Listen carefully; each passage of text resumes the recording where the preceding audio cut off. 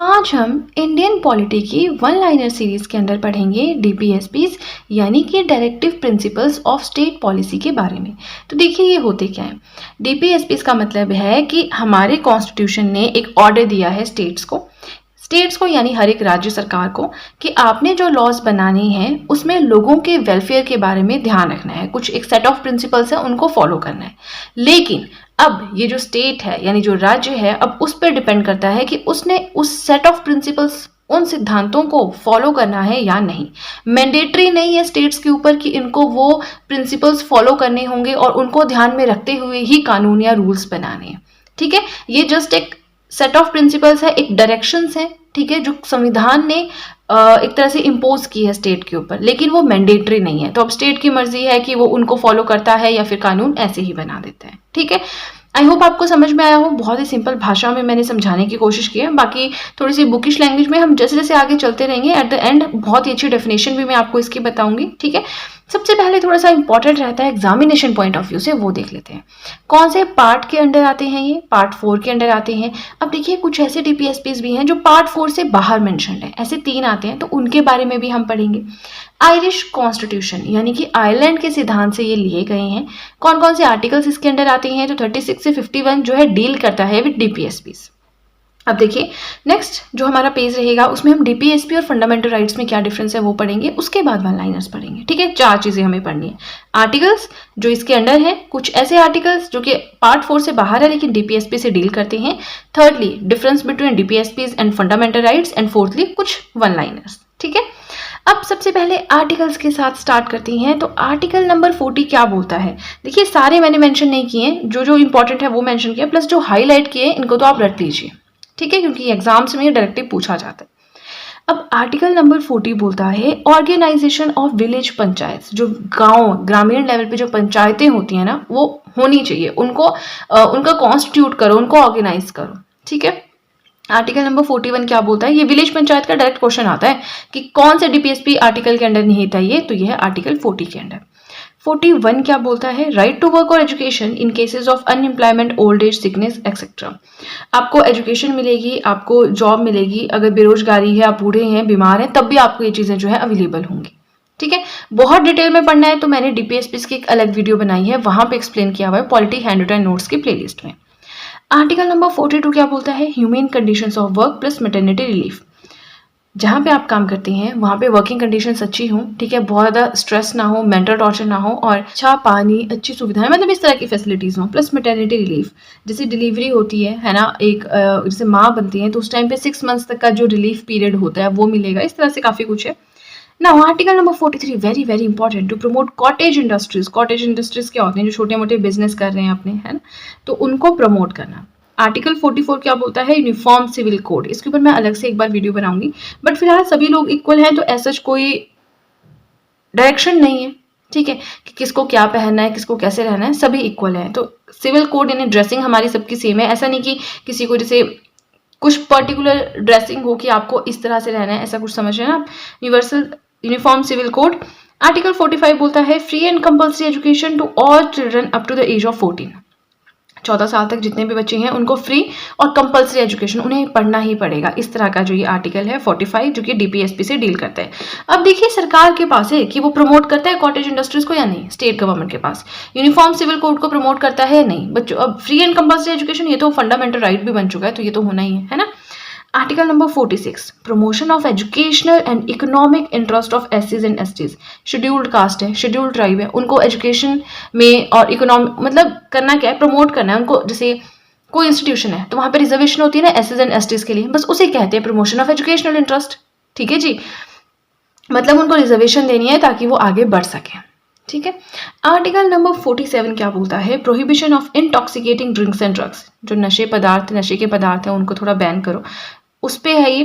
ठीक है, लेकिन अभी स्टेट के ऊपर है कि वो करता है कि नहीं, क्योंकि देखिए जो ये ड्रिंक्स होती हैं, जैसे दारू होती है, शराब होती है, ये बियर होती है, तो ये जो चीज़ें हैं इनसे बहुत ज़्यादा रेवेन्यू सरकार को जनरेट होता है ना, तो इसलिए वो इसको डायरेक्टली तो बंद नहीं करते। सिगरेट्स होते हैं, है ना, तो इन सब से काफ़ी रेवेन्यू जनरेट होता है, तो इन सबको बंद तो नहीं कर सकते। अदरवाइज चाहें तो अगर इस चीज़ को बंद कर दें तो हम तो नशा मुक्त भारत एकदम से ही बन जाएंगे, है ना। चलिए, आर्टिकल नंबर 48 बोलता है organisation of agriculture and animal husbandry, इनको ऑर्गेनाइज करना। आर्टिकल नंबर 49 बोलता है protection of monuments of historical interest and national importance, राष्ट्रीय स्तर पे जो इंपॉर्टेंट है मॉन्यूमेंट्स, बड़ी बड़ी बिल्डिंग्स या कुछ भी, तो उनको प्रोटेक्ट करना। आर्टिकल 50 बोलता है separation of judiciary from executive, कार्यकारी जो हमारी डिपार्टमेंट है अलग है, जो हमारा न्याय डिपार्टमेंट है वो अलग है, उनको सेपरेट रखना। आर्टिकल 51 बोलता है promotion of international peace and security, अंतरराष्ट्रीय स्तर पे शांति बने रहे, सुरक्षा बनी रहे। ठीक है, अब देखिए इंपॉर्टेंट आपने याद रखने, वैसे तो और भी हैं, बीच बीच में मैंने छोड़े हुए, जैसे यहाँ पे 36 37 तो उनको भी देख सकते हैं, बट विलेज पंचायत हो गया, कॉटेज इंडस्ट्री हो गया, uniform civil code, free and compulsory education, animal husbandry, ये बढ़ाता है एग्रीकल्चर वाला, protection of monuments, judiciary executive, ये भी इंपॉर्टेंट है, इंटरनेशनल पीस एंड सिक्योरिटी। इतने याद कर लिए तो आधे तो हो ही गए है ना, आधे हम स्किप कर भी सकते हैं। अब मैंने आपको बताया था स्टार्टिंग में ही कि कुछ ऐसे डीपीएसपीस भी जो हैं जो आर्टिकल 4 से बाहर है। ठीक है, तो वो कौन कौन से हैं? 3 आते हैं, article 350A, article 351, article 335। Short में मैंने लिखा है बट मैं आपको एक्सप्लेन कर दूंगी। जैसे आर्टिकल 350A बोलता है to provide primary education in mother tongue to the people of minorities.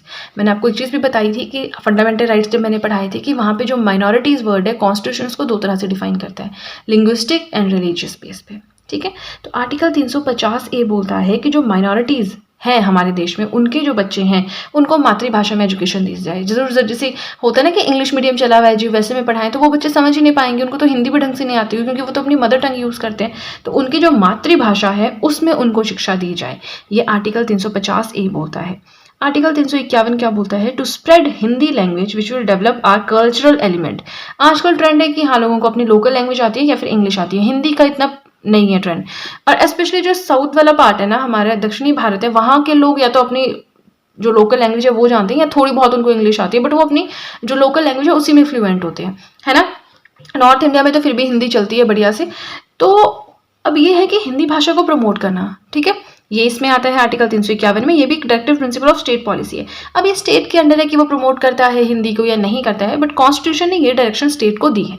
ठीक है, लास्ट आता है आर्टिकल 335, क्लेम्स ऑफ एससीज एंड एसटीज टू सर्विसेज। कोई भी एग्जाम निकलता है तो आपने देखा है कि रिजर्वेशन होती है, एससीज के लिए अलग सीट्स होती हैं, एसटीज के लिए अलग सीट्स होती हैं, तो उनको क्लेम मिले सर्विसेज में। ये भी एक directive principle of state policy है जो कि आर्टिकल 335 के अंडर आता है, बट ये और जगह भी मैंशनड है।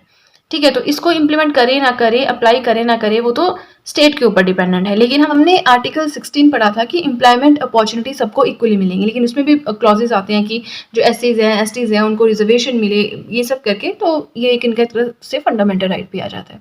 ठीक है, चलिए अब हमारा देखिए फर्स्ट पेज हो गया कंप्लीट। हमने आर्टिकल्स पढ़े और कुछ आर्टिकल्स जो पार्ट 4 से बाहर हैं वो पढ़े।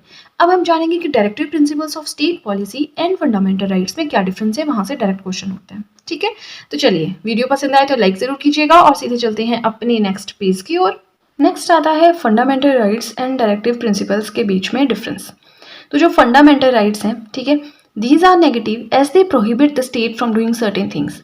फंडामेंटल राइट्स हैं नेगेटिव, ऐसा नहीं वो बुरे हैं, मतलब उनकी नेचर नेगेटिव है, क्योंकि वो रोकते हैं लोगों को कि ऐसा नहीं करना वैसे नहीं करना। जैसे कि अबॉलिशन ऑफ अनटचेबिलिटी, छुआछूत को फॉलो नहीं करना, अबॉलिशन ऑफ टाइटल्स, नाम के साथ कोई टाइटल नहीं लगाना। तो एक तरह से फंडामेंटल राइट्स रोकते हैं कि आपने गलत चीज़ नहीं करनी है। So these are negative in nature. लेकिन डायरेक्टिव प्रिंसिपल्स जो हैं ये पॉजिटिव हैं, as they require the state to do certain things.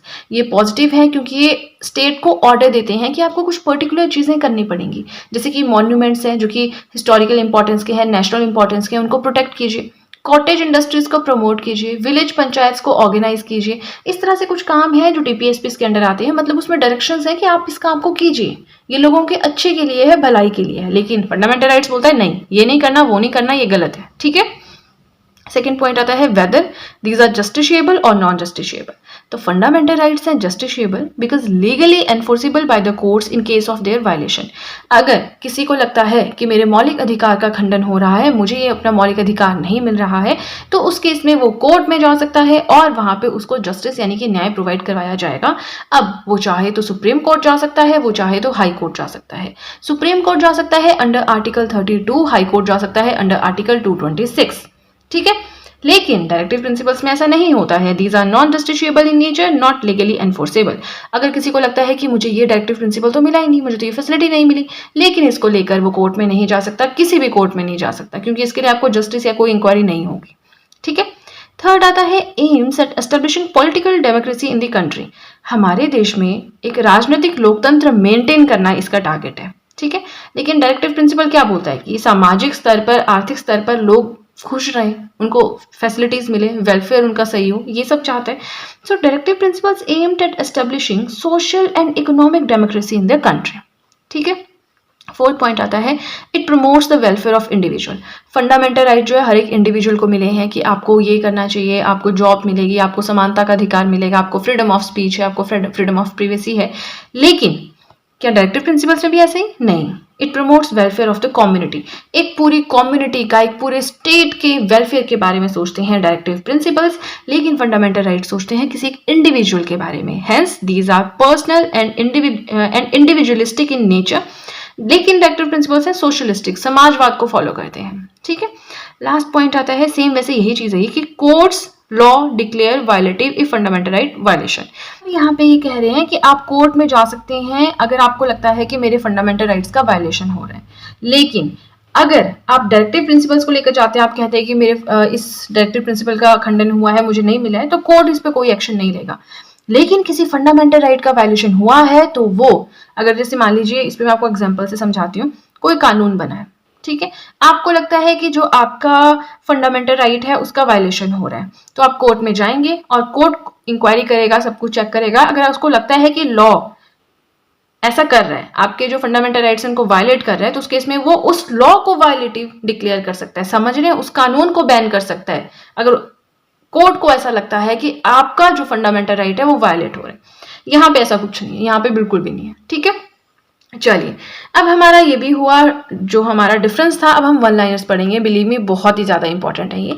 तो फर्स्ट आता है DPSPs are novel features of Indian constitution.